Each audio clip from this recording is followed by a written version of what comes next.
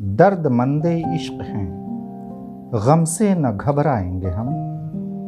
दर्द मंदे इश्क हैं, गम से न घबराएंगे हम। शायरी करते रहेंगे और मर जाएंगे हम तो दीवाने हैं, हमको मसलहत से क्या गरज।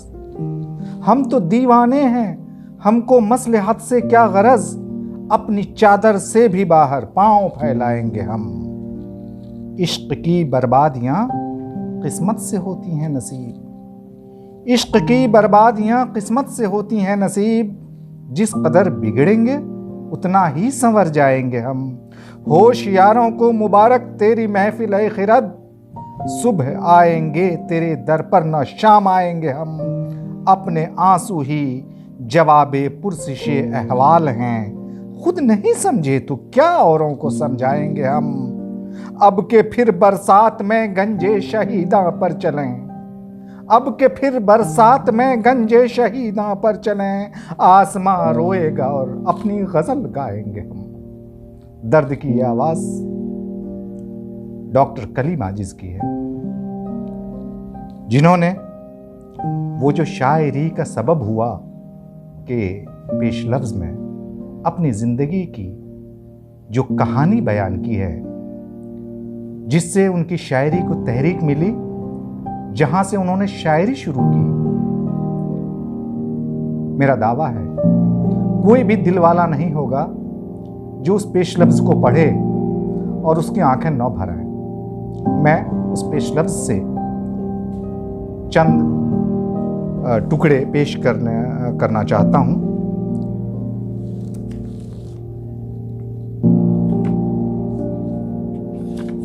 बात 1946 की, जब कलीम आजिज की मां उन्हें पटना में छोड़कर वापस अपने गांव तिलहारा जा रही थी। कलीम आजिज के अल्फाज, 26 अक्टूबर 1946 ईस्वी को आखिर वो घर वापस जाने को तैयार हो गई। ये ज़िक़ैदा की 29 थी और दूसरे दिन से बकरीद की तारीख शुरू होने वाली थी। और उस दिन यानी यकम ज़िलहिज्जा को वो घर में मौजूद रहना चाहती थी। 26 अक्टूबर 1946 ईस्वी मुताबिक 29 ज़िक़ैदा 1365 हिजरी में ये मेरी ज़िंदगी की एक तारीख़ है। उस तारीख़ से आज तक कितनी तारीख़ें आईं और गुजर गईं।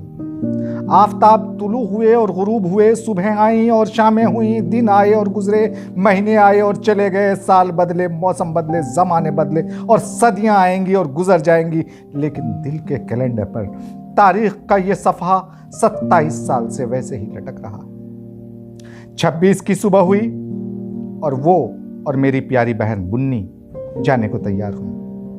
थर्राते हुए हाथों से उन्होंने बुर्का पहना।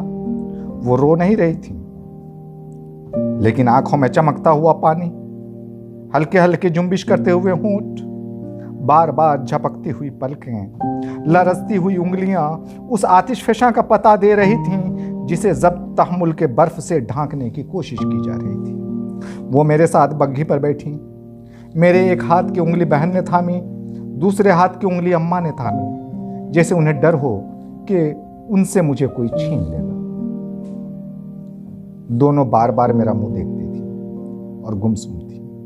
हम लोग पटना जंक्शन स्टेशन पर आए, प्लेटफॉर्म पर पहुंचे। यहां दोनों में से कोई भी रोना जब्त न कर सका। बहन जोर से रो पड़ी। मां पर भी रिक्कत तारी हुई।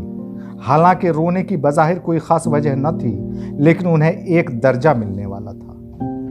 अल्लाह ने उन्हें शहादत के लिए कबूल किया था। वो कत्लगाह की तरफ जा रही थी। उनके दिल के पर्दे उठ गए थे।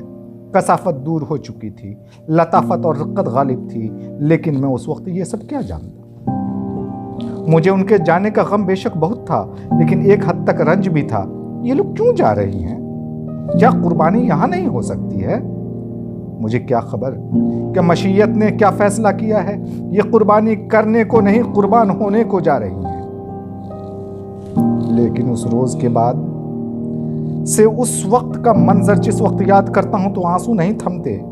और इस वक्त भी जब ये सतरें लिख रहा हूं, दोनों सूरतें मेरे सामने हैं। 27 साल बाद भी इनमें से कोई बूढ़ी नहीं हुई। दोनों की खतो खाल वही पेश नज़र हैं। वो सूरतें जो कैफियत दिल में इस वक्त पैदा कर रही हैं, और इन आंसुओं में जो लज्जत मुझे मिल रही है, ये मेरी ज़िंदगी, यही मेरी जान, यही मेरा फ़न है। उसकी रहनाई और ताजगी है, उसकी लज्जत, उसकी कीमत मैं ही जानता हूँ। मेरे गम की कद्र कीमत कोई मेरे दिल से पूछे, ये चिराग वो है जिससे मेरे घर में है उजाला। इसे कोई नहीं खरीद सकता, इसकी कीमत कोई नहीं दे सकता, दे तब भी ले नहीं सकता। इसे कोई छीन नहीं सकता। कोई दौलत, कोई ताकत, कोई सानहा, कोई इनकलाब, कोई हादसा इसकी जगह नहीं ले सकता। तेरा दर्द इतना बड़ा हादसा है कि हर हादसा भूल जाना पड़ेगा। गाड़ी आई और रवाना हुई। दूर तक हम एक दूसरे को देखते रहे। माँ का निस्फ खुला हुआ चेहरा करवट के बल खिड़की से बाहर था। बहन दोनों हथेलियां खिड़की पर टेके पूरी गर्दन निकाले इधर देख रही थी। वो दोनों रो रही थी इसलिए कि उन्हें फिर रोना नहीं था। मैं खामोश, कुछ गम, कुछ गुस्सा। मैं खामोश था इसलिए कि मुझे फिर उम्र भर रोना था। मेरे लिए कैद सेहर व शाम नहीं है, रोता हूं कि रोने के सिवा काम नहीं है। 26 अक्टूबर को वो दोनों गईं और 28 को खबर मिली कि छपरा में फसाद हो। और फिर वहशतनाक खबरों का सिलसिला शुरू हुआ। आखिर 4 नवंबर को किसी तरह से ये खबर आई कि तिल्हाड़ा 3 नवंबर से मुहासरे में है। 10,000 के मुसल्लह मजमा ने 3 के सहपहर से हमला कर दिया है। ये खबर सुनना थी कि शुरू याददाश्त से 26 अक्टूबर की सुबह तक का मंजर आंखों के सामने फिरने लगा।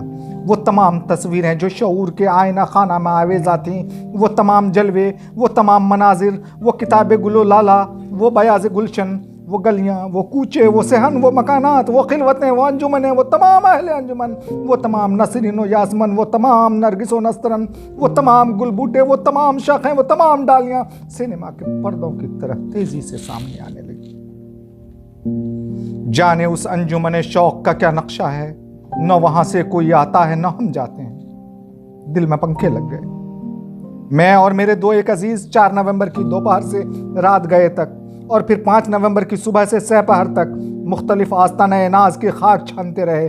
5 की सुबह से बिलखुसूस एक मुअज़्ज़िज़ जिम्मेदार डॉक्टर साहब, जो उस वक्त पूरे सूबे के नज़्म व नस्क के जिम्मेदार थे, के दरे दौलत पर एक पांव पर खड़े रहे।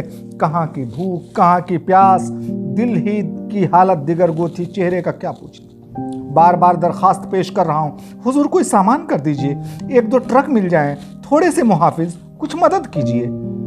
अरे मियाँ सोचने दो, क्या परेशान कर रखा है, मैं क्या कर सकता हूँ। उनके मिलने वाले आते रहे, मिजाज पुरसी होती रही, घर के हाल अहवाल कहे और सुने जाते रहे। रात के खाने की तफसील, सुबह के नाश्ते की तफसील, बच्चे के खतने की बात, मफलर ख़रीदने और गरम शेरवानी सिलवाने की बात, और दर्जी की सिलाई बटन की कीमत की बात, और फलां साहब के यहाँ रात को वलीमे की दावत की बात, और दस्तरखान की लंबी तफसील, मुर्ग मुसल्लम, कोरमा, मछली के कबाब की बात। वो तमाम बातें जो ड्राइंग रूम में की जाती हैं, की जा रही थी। और उसी ड्राइंग रूम के दरवाजे के पास कुछ भूखे प्यासे गमज़दे, जिनके न दिल ठिकाने थे न दिमाग, एक पाँव पर खड़े दीवानों की तरह मुंह देख रहे हैं। हुजूर, डॉक्टर साहब बहुत देर हो रही है, डॉक्टर साहब कुछ इंतज़ाम फरमा दीजिए। ठहरिए साहब, आप लोग तो बिल्कुल जान ही खा रहे हैं, ठिकाने से बात भी करने नहीं देते। हाँ भाई, तो बिरयानी बड़ी रौकनदार थी हैं।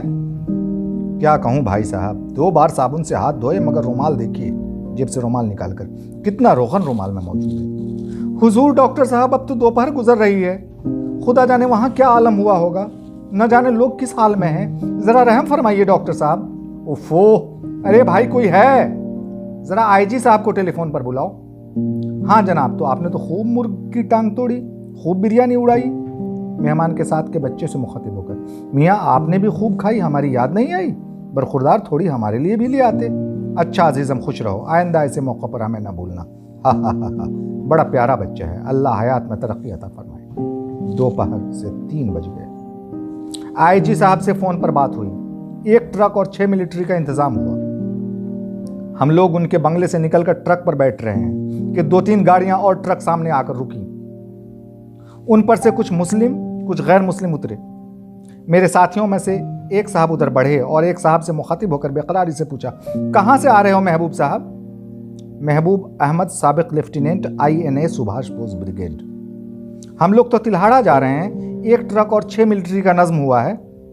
महबूब साहब ने एक आह की, आह, अब तिल्हाड़ा में क्या रखा है, वहीं से आ रहा हूं। मेरा और मेरे साथियों के कपड़े देखो, तमाम खून के दाग थे। लाशों को ठिकाने लगाकर आ रहा हूं। बस्ती खत्म हो गई, तमाम मकानात जल गए, सब लोग शहीद हो गए। मेरे साथ और लोगों का क्या हाल हुआ मुझे याद नहीं, खुद मुझे अपने हाल की खबर नहीं। हाँ, इतना याद है कि मैं एक दीवानगी के आलम में चीखता हुआ डॉक्टर साहब के बंगले की तरफ फिर वापस दौड़ा। डॉक्टर साहब, डॉक्टर साहब, डॉक्टर साहब आइए, अपने मेहमानों को भी साथ लाइए। उनके रुमाल का रोगन देखा, इनके दामनों का रोगन भी देखिए।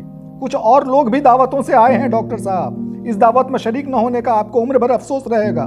क्या दस्तरखान था डॉक्टर साहब, इतना वसी दस्तरखान कहाँ भी सकता है डॉक्टर साहब। सैकड़ों मुर्ग मुसल्लम डॉक्टर साहब। अरे डॉक्टर साहब, आपकी अदाओं पर तो बारात की बारात कुर्बान हो गई। डॉक्टर साहब, अब अपनी शेरवानी बड़े नाज से पहनिएगा और पहनकर आईने में जरा अपनी सच दस देखिएगा कि जिसका हर टाका एक सिसकता हुआ दिल है, जिसका हर बखिया एक रोती हुई आंख है, उसकी तराश खराश में कितनी सुराहीदार गर्दनों का खून शामिल किया गया है, उसका एक एक धागा कितनी शहरगों से बनाया गया है। डॉक्टर साहब, ये शेरवानी पहनने से ज्यादा किसी आईना खाने में सजाने के काबिल है कि कयामत तक जियारत गए खासो आम रहे। दूसरे दिन मिलिट्री ट्रक से कुछ बचे खुचे जख्मियों का काफिला आया। डॉक्टर आजम साहब, काजी सिराजुल हक साहब अकैद थे, बहुत कम जख्मी। काजी नसीर हुसैन साहब का सुर्ख सफ़ेद गोल बदन पहचाना नहीं जाता था, और लोग चंद जख्मी बुजुर्ग और जवान, कुछ बेहद जख्मी मस्तूरात, 2-1 नीम मुर्दा बच्चियां, और लोग महफिल महफिल ढूंढ रहे हैं टूटे हुए पैमाने। अपनी फटी हुई आंखों धोंकते हुए सीने के साथ कैंपों में, अस्पताल में मारा मारा फिरता रहा। जख्मियों पर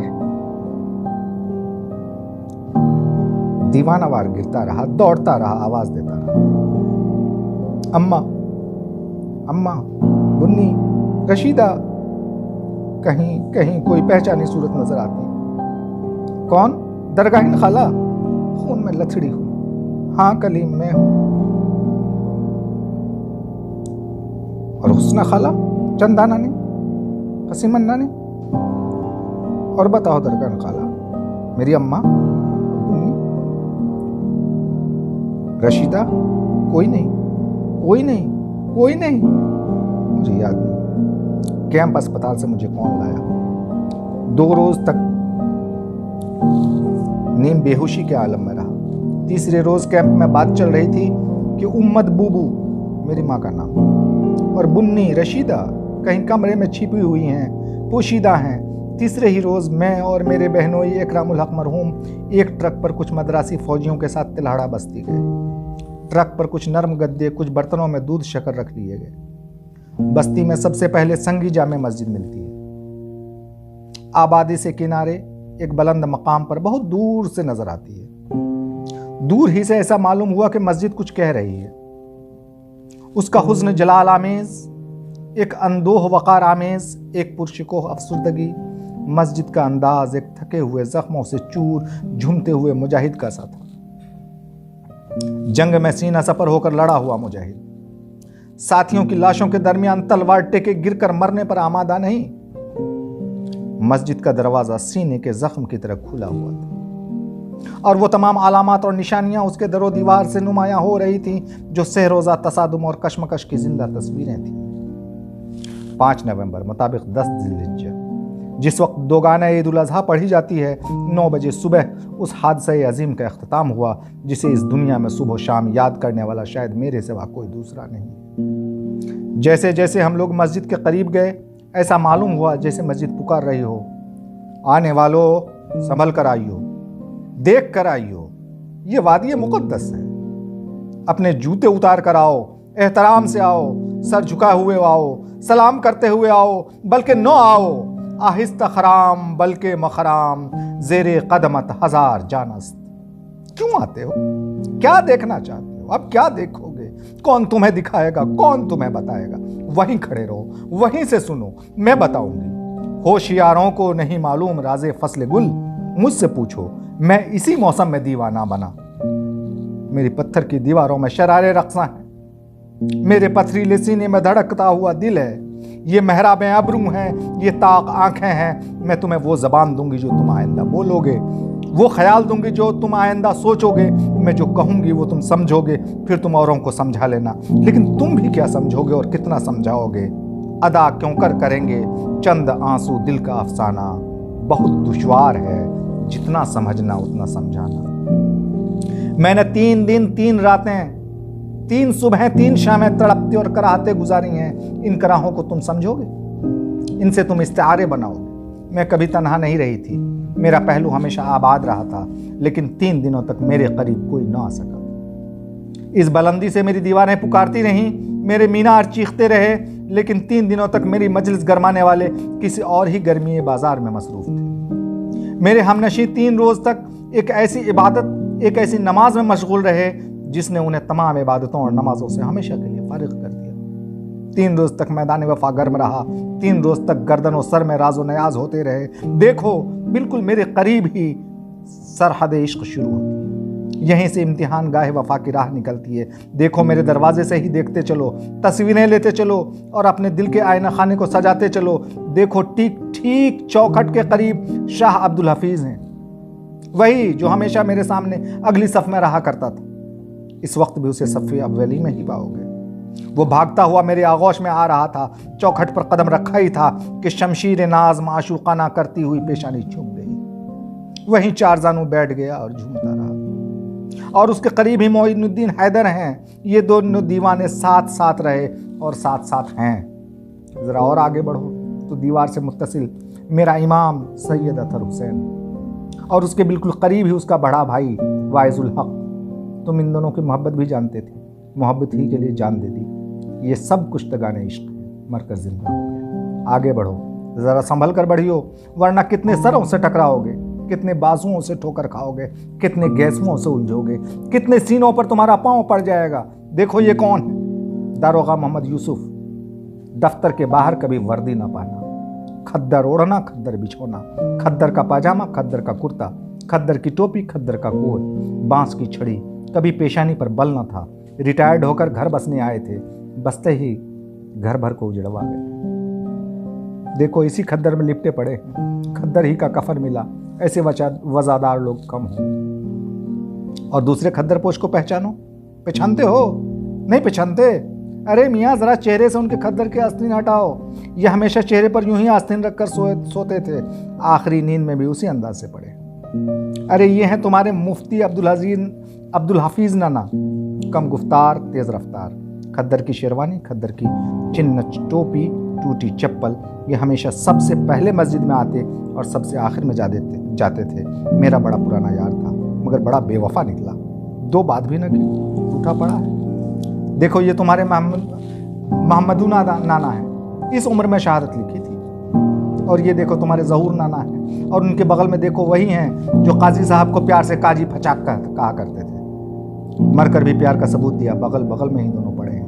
ये सब आशिकाने नाज थे। इस उम्र में भी उनके शौक का आलम क्या बताऊं। कातिल की तलवार से यूं लपक लपक कर गले मिल रहे थे जैसे कोई महबूब से मिलता है। लिपट लिपट के गले मिल रहे थे खंजर से, बड़े गजब का कलेजा था मरने वालों। लिपट लिपट के गले मिल रहे थे खंजर से, बड़े गजब का कलेजा था मरने वालों का। मैं देखती रही और तलवार की किस्मत पर रश्क करती रही। ये सब मेरे महबूब थे, मेरे आशिकाने नाज थे। मैंने उन्हें शऊर इश्क दिया था। इनके जज्बे शौक की परवरिश और नशो नमा मेरी आगोश तरबियत में हुई थी। ये मेरी खिलवत और जलवत के राजदार थे और मेरे बड़े नाज बरदार। और ये देखो, ये कमरुल अरब हैं, कम गो, कम सुखन, कम आवाज़। उसकी स्याह दाढ़ी पर तुर्की टोपी मुझे बड़ी प्यारी लगती थी। और उनके बगल में देखो, नहीं पहचानते? अरे मियाँ, तुम तो बड़े तोता चश्म हो, सुबह शाम के अपने हमनशी को नहीं पहचानते क्या? जरा करवट पड़े रहने से, चेहरा जरा ओझल करने से पर्दादारी हो गई। अरे पाँव की तरफ देखो, क्या सफ़ेद कैनवास का बाटा चूने पहचानते? अरे सर देखो, संगरहार के फूल और घुंघराले बाल। बस तड़प गए ना, निम बिस्मिल हो गए ना। शाह दम्मू, शाह बदरुद्दीन, दम्मड़ शाह, एक एक मियाँ के 3 नाम, जो नाम भी लो या कोई नाम न लो, अब उनको सिर्फ संघरहार के फूलों वाले कहा। ये लौंडा भी मेरा आशिक़ ज़ारी था, फुदकता हुआ हर जुमा को मेरे पास आता था। ये सब मेरे चश्म अबरू के दिलदादा, जिंदा भी मेरे करीब रहे और जान भी मेरे आस्ताने नाज पर रही। बड़े वफादार थे, वफा पर मिटने वाले। कातिल की तलवार तो 3 रोज से पीछा कर रही थी, लेकिन आखिरी सजदा तो उन्हें मेरे ही कदमों पर करना था। तेगे कातिल को भी इनकी नाज बर्दारी करनी पड़ी, 3 रोज तक इंतजार करना ही पड़ा। ये सब मेरे कदमों में पड़े हैं, इनकी उम्र भर की बेकरारी को करार आ गया। अच्छा अब जरा आगे बढ़ो, मगर सहमे सहमे बढ़ो, दिल को थामे बढ़ो, होश खोना नहीं, लड़खड़ाना नहीं। देखो इस मकान को पहचानते हो? वो मर्द बजला संज, हाजिर जवाब, जिंदा दिल, मजलिसारा, साहब कैफहाल, मास्टर याकूब। वो 70 साल का बूढ़ा जिसने सर दिया मगर किसी के हाथ पर हाथ नहीं दिया, पूरे कुंबे के साथ जान दे दी मगर एक आह न की। आगे बढ़ो सरसरी, इस जहान से मत गुजरो, यहाँ हर कदम पर एक जहान दीगर मिलेगा। आगे बढ़ो, देखो ये क्या है, पहचानते हो? ये किस रश के मसीहा का मकान है? आह मकान कहाँ है? गुबारे कारवां से कारवां को हमने पहचाना, जहां थी शम्मा रोशन उड़ रही है खाके परवाना। दरो दीवार से भी न पहचान सकोगे, लेकिन पहचानने की कोशिश करो। देखो सखिया की आवाज आ रही, मुर्ग दिल मत रो, यहाँ आंसू बहाना मना है। और वो देखो एक सुरीली आवाज और गूंजी, आरजू है वफा करे कोई, हमको चाहे खुदा करे कोई। आ हाफिज भाई, हाँ देखो ये वही मकान है जिसमें तुम्हारी अक्सर शामें गुजरती थीं। सखिया की आवाज़, बहादुर शाह की गज़लें, शायराना मुबाहसे, इल्मी मुज़ाकरे, मास्टर याकूब साहब के चुटकुले, मोइनुद्दीन हैदर के लतीफ़े, यही वो मकान है जिसमें 3 रोज़ तक 20वीं सदी के करबला का मैदान गर्म रहा। तमाम बस्ती के लोग जमा थे, बूढ़े जवान, बच्चे बच्चियाँ, कुंवारी दोशीज़ाएँ, जवान बीबियाँ, बूढ़ी औरतें, कुछ बस्ती के तलवरिये भी थे और बन्नौटिये भी, लड़नतिये भी थे, बीमार भी, कवी भी, नातमा भी, रिंद बेलाखोर भी और जाहिद शब जिंदादार भी, अपने आमाल पर नाज करने वाले भी और बेअमली पर रोने वाले भी, यहाँ सब एक हो गए थे। 3 दिन तक बेआबो दाना, दूसरे दिन से तो वाकई न दाना था न पानी। करबला में अहले बैत इमाम पर 3 रोज तक दाना पानी बंद था। वो महरूमल हराम के अशरे अव्वल के आखिरी 3 दिन थे, यहाँ जिलहिज्जा के अशरे अव्वल के आखिरी 3 दिन। वहाँ भी यजीद का हुक्म था, बशर पिएँ, हैवां पिएँ, पिएँ चरिंद पिएँ, परिंद पिएँ, कुत्ते भी गर पिएँ तो न तुम मना कीजियो, एक फातिमा के लाल को पानी न दीजियो। यहाँ भी तलवारों और बर्छों की बांध दी गई थी। पहले दिन तो कुछ बचा खुचा चला, उसी शाम से फाका शुरू हुआ और 3 दिन तक उसी तिश्नगी और गुरसंगी के आलम में बहादुरों ने तलवारों को हाथों पर रोका, गोलियों को सीने पर लिया। ढेर हो गए लेकिन सैर नहीं हुए, टूट गए लेकिन मुड़े नहीं। इसी मकान में तुम्हारा हसीब, अरे वही शेरवानी के बटन खुले हुए, तुर्की टोपी, सियाह बूट, शेरवानी का बटन हाथ में थामे हुए। जब पेट में भाला लगा तो भाले की लकड़ी हाथों से पकड़ी और जोर से बोले, भैया। शाह अब्दुल हफीज, भाग जाइए भैया, निकल जाइए भैया, मुझको यहीं छोड़िए भैया, अस्सलाम वालेकुम। और तुम्हारे हफीज भाई की वो नाजुक कमसिन बच्चियां शकीला, याद है? तुम्हें तश्तरी में अम्मा से मांगकर हलवा खिलाया करती थी। वो और उनकी हम उम्र न जाने कितनी बच्चियां। आखिर दिन जब सारे महाज टूट गए, दीवारें गिरा दी गईं, चारों तरफ आग लगा दी गई, बचाव की कोई सूरत न रही, तो कमसिन बच्चियां अपनी माओं के इशारे पर तयम्मुम करके कतार से रहलों पर कुरान रखकर बैठ गई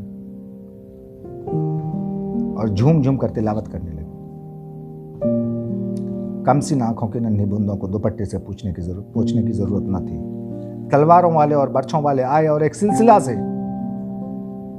और कुरान पढ़ने वाली मालिक के कुरान के आगे कुरान पर ही हमेशा के लिए सिजदा रह जाओ। वो तुम्हारा फकैत लड़नतिया सिराजुल हक भूख प्यास में 3 रोज डटा रहा। जब आखिरी हल्ला आया, एक ज़रबा ऐसी लगी कि गिरा। लोग तलवारें और बर्छे लेकर टूट पड़े। सिराज की बीवी और सिराज की भावज सिराज पर यूं गिर पड़ी जैसे खुद को तरशवा दिया और उसे बचा लिया। ऐ इश्क मिल सकेंगे ना हम, जैसे सर फिरे बरसों चिराग लेके ज़माना अगर फिरे। चलो आगे बढ़ो, चलते रहो, वक्त कम है, नुमाइशगाह बड़ी है, ठहरने का मकाम कहीं नहीं, ठहरोगे तो पागल हो जाओ। मैं इस बुलंद मकाम से अपने मीनारों की निगाहों से सब देखती रही हूँ और तड़पती रही हूँ। कभी झूमती रही हूँ, तड़पना दर्द से था और झूमना फख्र से। मैं पहले पत्थर न थी, अब पत्थर हो गई। मेरे सीने पर सब नक्श के हज्र। मौसम आएंगे जाएंगे, तूफान आएंगे गुजर जाएंगे, नस्लें पैदा होंगी और मिट जाएंगी, लेकिन मैं अपने सीने पर ये मोती सजाए खड़ी रहूंगी। तुम मोहब्बत से देखोगे और लोग हैरत से देखेंगे, कोई नफरत से देखेगा, लेकिन मोहब्बत, हैरत, नफरत ये मौसमी फूल है, फना हो जाएंगे। मेरे सीने के फूल लाफानी। आगे बढ़ो, देखो ये तुम्हारे जफर इमाम भाई का मकान है। वो वज़ादार खुशरू जामा ज़ेब गालिब के मुजस्सिम गज़ल, गालिब की गज़ल का रसिया जख्मों से चूर चूर अपनी चहेती कुंवारी हसमुख बच्ची को पुकारता फिरता था। वो कहाँ से जवाब देती? दूर थी, और जवाब देती भी तो कुएं से आवाज निकलनी मुश्किल थी। हाँ देखो, हर घर में कितने कुएं हैं, हर कुएं के किनारे पर आवाज दो, मगर नहीं, ठहरो, ये गलत बात है। तुम सबके महरम नहीं हो और वहां पर्दे का कोई इंतजाम नहीं।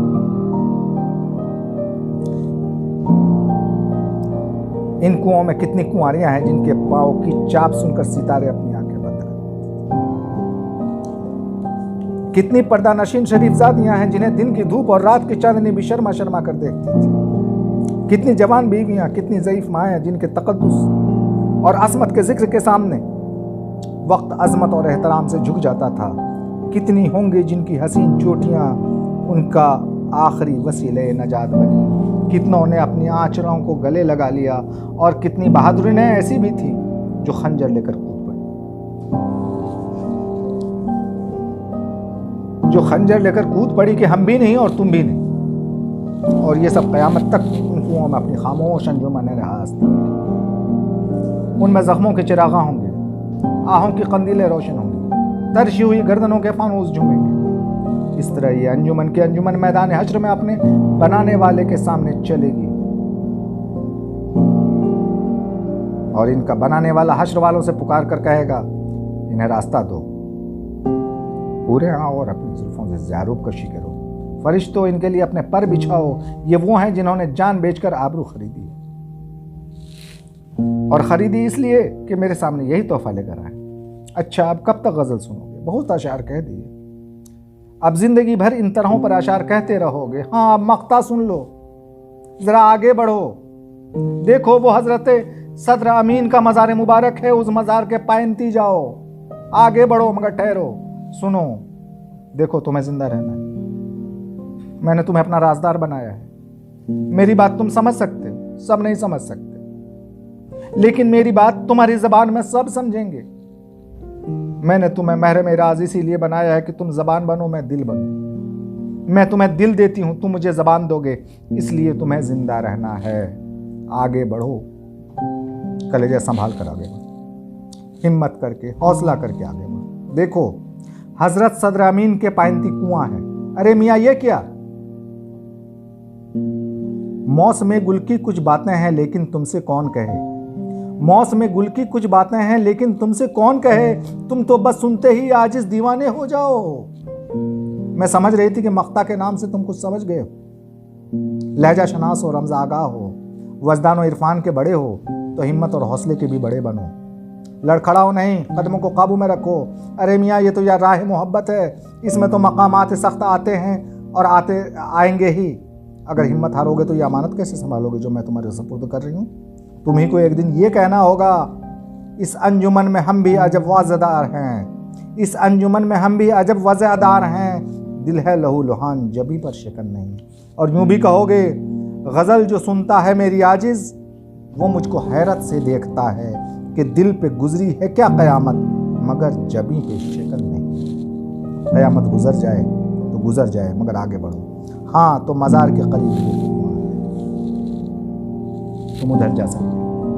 उस कुएं के लिए पर्दे की कोई जरूरत नहीं, तुम उनके महरम हो। किनके? वही जिनको तुम पुकारा करते थे, अम्मा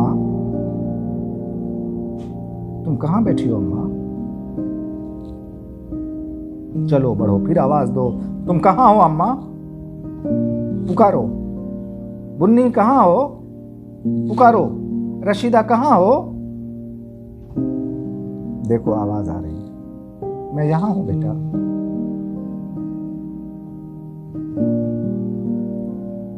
देखो आवाज आ रही है, मैं यही हूं भैया, हम लोग यही हैं, यही हैं बेटा। कुरान पढ़ रही हूँ बेटा। हम अम्मा के गले से लिपटे हुए हैं भैया। हम दोनों एक ही रिश्ते में छिदे हुए हैं बेटा। बेटा तुम्हें याद है, तुम एंट्रेंस का इम्तिहान देने वाले थे, पटना में पढ़ रहे थे, तुम्हारा टेस्ट होने वाला था। मैं टाइफाइड में मुब्तला हूं। घर में सिर्फ मैं थी और यही तुम्हारी बुन्नी, एक मामा एक मुलाजिम। 1 माह टाइफाइड में रही, लेकिन तुम्हें खबर नहीं दी। बुन्नी से खैरियत लिखवा दिया करती थी, न जाने तुम्हें कैसे खबर होगी। तुम रातों रात पटना से तिल्हाड़ा आए। 2 बजे रात में तुम पुकार रहे थे। मैं अच्छी हो चुकी थी, कमजोर थी। मामा ने दरवाजा खोला, तुम आकर लिपट गए। अम्मा मुझे खबर तक न दी। मैंने कहा बेटा तू पढ़ने में मशगूल था, तुझे क्यों परेशान करती। मर भी जाती तो कोई बात ना थी, तुम आकर मिट्टी तो दे ही देते।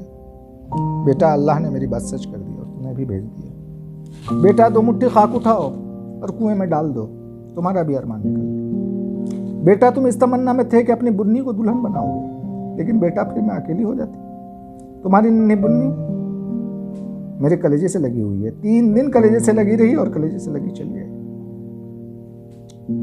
3 दिन तक हम तुम्हें याद करते रहे और दुआ करते रहे कि कहीं तुम आ ना जाओ, कहीं तुम ना आ जाओ। तुम आ जाते तो मरना भी 2 बार हो जाता।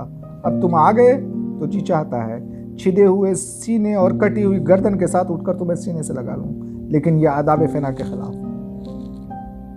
जाओ बेटा, मैं तुमसे दूर नहीं रहूंगी।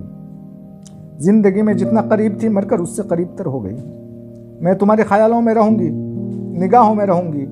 मेरे ख्याल मेरी याद से तुम्हारे दिल की भट्टी गर्म रहेगी। तुम्हारे आंखें सैराब रहेंगी, तुम्हारी ज़बान खुशगुफ्तार रहेगी। तुम कम सुखन थे, अब सुखनवर हो जाओगे। मैं तुम्हारी ज़बान से बोलूँगी, तुम अपने अल्फाज में मेरी आवाज़ सुन लेना। मैं तुम्हारे अशार में अपनी पुकार सुन लूँगी। अगर मैं तुम्हारे सामने मर जाती और तुम मुझे दफन कर देते तो तुम्हारी मोहब्बत का बड़ा हिस्सा दफन हो जाता, लेकिन मैं तुम्हारे दिल के अंदर जिंदा हूँ। तुम्हारे जज्बात में एक लामहदूद ख़जाना बनकर छिप गई हूँ। तुम इस ख़जाने से ढेर के ढेर लुटाते रहोगे और मैं इजाफा करती रहूँगी। मेरी खाक इस कुएं में तुम्हारी आवाज़ सुनती रहेगी। तुम्हारे नाले नीम शबी और आहे सुबहगाही से मेरी खाक नम रहेगी। तुम ये कहोगे दर्दमंद इश्क हैं, गम से न घबराएंगे हम, शायरी करते रहेंगे और मर जाएंगे हम। अब के फिर बरसात में गंजे शहीदां पर चलें, आसमां रोएगा और अपनी गज़ल गाएंगे हम। लोग इन अल्फाज पर झूमेंगे और मैं और मेरे साथ ये पूरी अंजुमन इन रस्मी अल्फाज के दर पर्दा हकीकत पर झूमती रहेगी। असल महफिल तुम्हारी ये है, असल अहले ज़ौक़, असल मुश्ताक़ कलाम, असल सुखन फहम और असल मानी शनास तो हम होंगे, जो तुमसे दूर रहकर भी बहुत करीब होंगे। जो लोग तुमसे करीब रहकर भी दूर होंगे उनको तो तुम यूं कहोगे, किसके दिल पर क्या बीती है कब समझे कब जाने लोग। किसके दिल पर क्या बीती है कब समझे कब जाने लोग। घर बैठे सर धुन लेते हैं, घर बैठे सर धुन लेते हैं, सुन सुन कर अफसाने लोग। किसके दिल पर क्या बीती है कब समझे कब जाने लोग। घर बैठे सर धुन लेते हैं, सुन सुन कर अफसाने लोग। कोई दीवाना कहता है, कोई शायर कहता है, अपनी अपनी बोल रहे हैं, हमको भी पहचाने लोग। अच्छा बेटा अब तुम जाओ, मैं तिलावत कर लूं। सुन लिया कलीम, देख लिया कलीम। तुम मुझे संगी समझ रहे थे ना, तुम मुझे बेजान पत्थर समझ रहे थे ना। इस पत्थर की करामत देखी, तुम क्या जानो। 3 दिन तक मेरी पत्थर की दीवारों में कैसी आग लग रही थी। मेरे आशिकाने जाबाज ठंडे हो रहे थे और मैं सुलगती चली जाती थी। खुदा रहमत कुनद इन आशिकाने पाक तैरा कि उन्होंने अपने लहू से मेरी दीवारों को ठंडा किया और अपनी उखड़ी उखड़ी सांसों से हवा दे देकर हर तरफ से चिंगारियां समेट कर मेरे सीने में जमा कर दी। मैं ऊपर से ठंडी हूं मगर मेरे सीने में ज्वालामुखी। अच्छा अब तुम जाओ और इन गद्दों को दूध से भरे बर्तन और शक्कर ले जाओ। उनके पास ले जाओ जिन्हें अभी गुनाहों की भरी भरी बोरियां समेटने और जमा करने को जिंदा रहना है।